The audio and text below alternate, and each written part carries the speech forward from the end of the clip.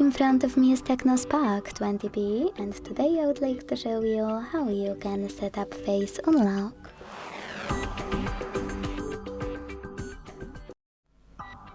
Begin by opening settings and scrolling to hit password and security. Then select face unlock. Enter your screen lock and tap on Enroll face. Now wait 5 seconds and choose Start at the bottom. Keep your face in frame and follow all of the instructions from your screen.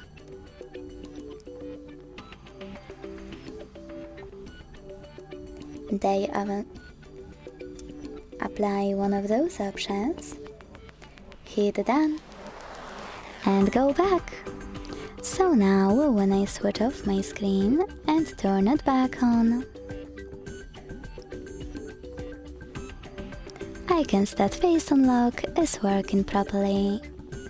Thanks so much for watching. If you enjoyed this video, don't forget to leave a like, comment and subscribe. Bye!